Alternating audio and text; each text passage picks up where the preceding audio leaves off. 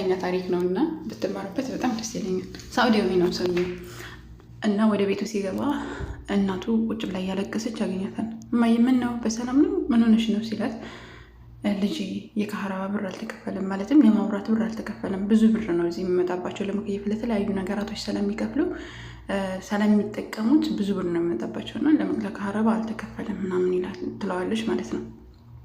ከዛ በኋላ እና ለወንድሞችን ለምን አትነግራቸውም? እነሱ እኮ ብር አላቸው እማዬ ሲላትኝ፣ አይ እነሱን እንኳን ያን ያክል አልዘናባቸውም፣ የምዘናባህ አንተ ነህ እና የካህራባውን አንተ ብትከፍልልኝ በጣም ደስ ይለኛል ትለዋለች።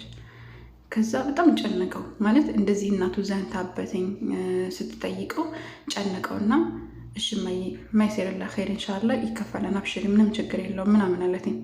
እሰይ እድግ በልልኝ ምናምን ብላ መረቀችውና ከዛ እሱ የሆነ ከኔ ውጭ ሌላ የለም ምናምን አላለም። ምንድነው ያደረገው? ራሷን ሳም ማደረገትን እማዬ አብሽሪ ምንም ችግር የለውም ከፍዬ እመጣለሁ ምናምን ብሎ ወጣ ማለት ነው። ከዛ በኋላ ወጥቶ እንደምንም ብሎ ወደዛ ወደዚህ ብሎ ሸቃቅሎ ምናምን ከፈለ ያንን ብር ማለት ነው። መጥቶ የነበረው በሰዓቱ 500 ሪያል ነበረ።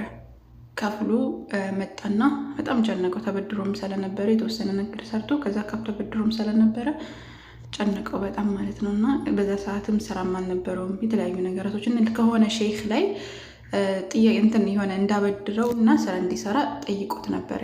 ያንን ሼክ ኢንሻአላህ ይሲር ኸይር አስብበታለሁ ብሎት ስለነበረ በተወሰነ ሰዓታት ወይም ደግሞ ይህንን ካደረገ ከ12 ሰዓት እንደዚህ በኋላ ይደውልለታል ሼኹ ማለት ነው። ያ ፍላን አገኘህ እንደ ብር ምናምን ሲለው፣ ኧረ ያ ሼክ ምንም ያገኘሁት ነገር የለም ምንም የለኝም እስካሁን እየፈለግኩኝ ነው ምናምን ብሎ ይነግረዋል። ከዚያ ያ ሼክ ምን ይለዋል? አረብሽ ምንም ችግር የለውም በቃ እኔ ጋር ነን ብሩን ትወስዳለህ አለው።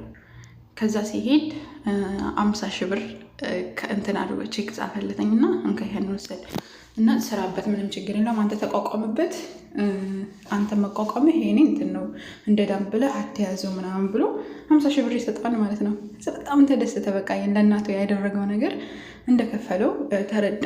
ከዛ እናቱን መጣ። ሌሊት ነው ከሌሊት 12 ሰዓት 1 ሰዓት እንደዚህ አካባቢ መጣና በሩን ቆረቆረ። ከዛ በሩን ሲቆረቆር እናቱ ደግሞ ደንግጣ ምን ነህ ነው ልጄ ምናምን ብላ በሩን ስትከፍተው እሱ ነው ምን ነህ ነው ሲላት ራሷን ሳማት ምናምን እጇን ሳማት እና እማዬ ለምንድን ነው 1 ሺህ ብር ያላስከፈልሽኝ? 1 ሺህ ብር ቢሆን ኖሮ 100 ሺህ ይመጣልኝ ነበር። አሁን 500 ብር በከፈልኩት 50 ሺህ ብር አመጣልኝ ብላ አሳቃት ማለት ነው። እና የተደረገውን ነገር ምናምን ሁሉ ነገራትኝ። እሷም ደስ አለት እና ለቤተሰቦቻችን መልካም እንሆን።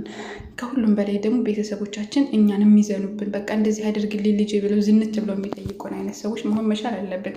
አምላካችን አላህ ሱብሓነሁ ወተዓላ ቁል ኢነ ረቢ የብሱጡ ሪዝቀ ሊመን የሻእ ሚን ዒባዲሂ ወየቅዲሩ ለሃ ካለ በኋላ አምላካችን አላህ ወማ አንፈቅቱም ሚን ሸይኢን ፈሁወ ዩኽሊፉሁ። አላህ ሱብሓነሁ ወተዓላ አንድን ነገር ጌታው ሲሳይን ለባሮቹ አላህ ሱብሓነሁ ወተዓላ ያሰፋል፣ ለእርሱም እንደገና ደግሞ ያጠባል።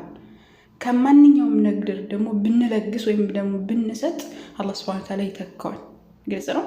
ወሆ ኸይሩ ራዚቂን አላህ ሱብሓነሁ ወተዓላ ከሰጪዎች ሁሉ በላጭ ነውና ማለት ነውና በምንችለው አቅም ለወላጆቻችን መልካም መሆን፣ ወላጆቻችን እኛ የሚዘኑብን አይነት መሆን በቃ አይደለ።